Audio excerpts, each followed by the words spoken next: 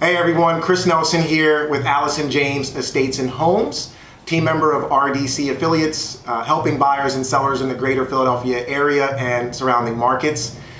Today I'm here with J.P. Hussey, lender with GMH Mortgage and the Hussey Home Team. Got it. J.P., reason I brought J.P. in today is I wanted J.P. to help people understand the difference between being pre-qualified for a loan to buy a home versus being pre-approved to buy a home. Very similar sounding, but there's some differences. JP, if you wouldn't mind? Yeah, thanks, Chris. Sure.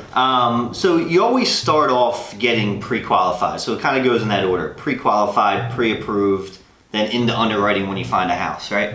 So let's start with being pre-qualified. So you might have a lender that has you fill out an online application or take some notes verbally over the phone, right? And puts it into their system. And they're gonna pull credit, they're gonna look at what you told them about your income, about money in the bank, and then they're gonna run it through their system, right? This is without having any documents to prove what you told the lender, right?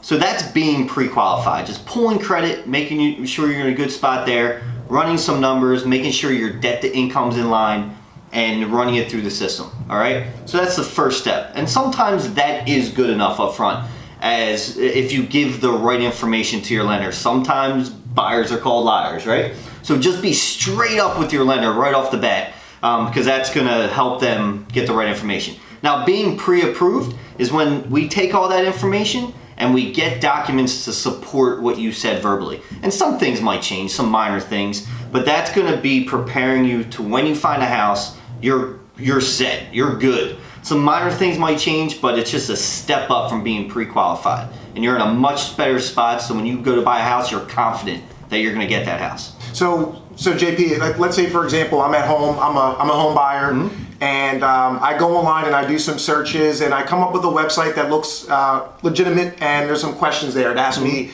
how much money do I make, and I plug that in, and how long have I been employed, and at the end of that I get a pre-approval.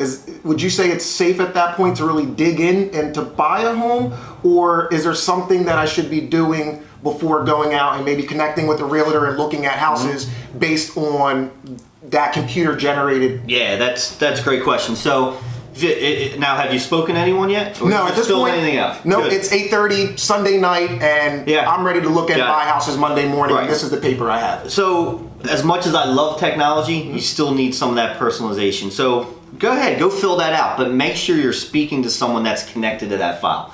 All lenders have an MLS number that's connected to a file. So you're gonna get a specific person to speak to, and you wanna make sure that they are confirming what you put into the system and that they ran it through, you can call it DE, which is Decision Engine, DU, whatever you call it, they're gonna know what you're talking about, making sure they ran that through and they got an approve eligible. That's another term.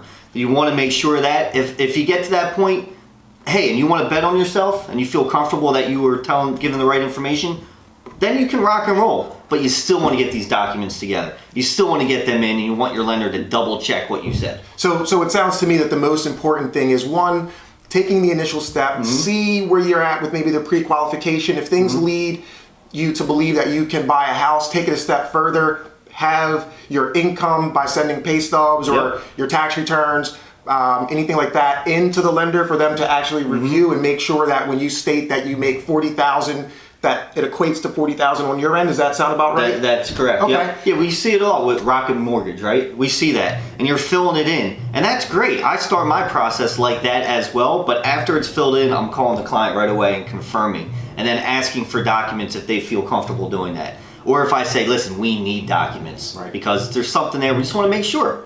No, because you don't know, and we're the professionals at this point. That's okay.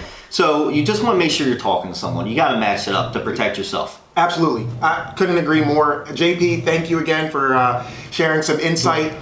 With that being said, JP, if people want to reach out to you, if they have questions, maybe if they want to get approved, how do they get a hold of you? Yeah, you can call or text me at 610-316-8780, or find me online. You can Google me and I'll pop up. or Hussey Home Team, Hussey, hometeam.com. Awesome. And for me, first, I want to apologize if there's any background noise in this video. We are shooting live from our office today, and they are doing some repairs. But again, we felt as though Chris. it's bongos. Yes. It's music auditions. Yeah. But either way, we felt as though this was important information that we wanted to get out to you, and a little bit of background noise is not going to stop us from doing that. And with that being said, if you have any questions for me or anyone on my team, you can reach us. The easiest way to get our information is to visit our website, www.rdcaffiliates.com. Once again, that's rdcaffiliates.com. With that being said, take care.